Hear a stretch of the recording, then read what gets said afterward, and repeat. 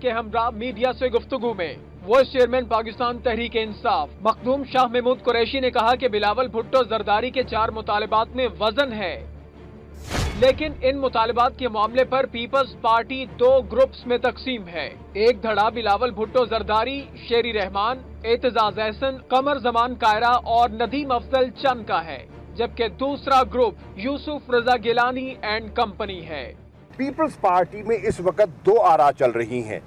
ایک point of view کو represent کر رہے ہیں بلاول بھٹو زرداری، اعتزاز احسن، شیری رحمان، قائرہ چند، اور ایک کو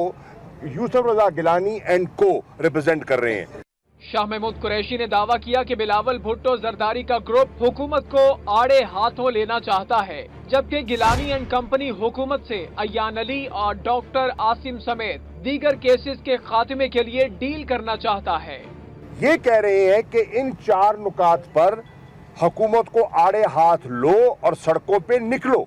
اور گیلانی ان کو کہہ رہے ہیں کہ ان 4 نکات کو بنیاد بنا کر حکومت سے کوئی نیا سودا کرو، کوئی نیا مکمکا کرو، ایان علی کا مسئلہ حل کراؤ، ڈاکٹر عاصم کا مسئلہ حل کراؤ۔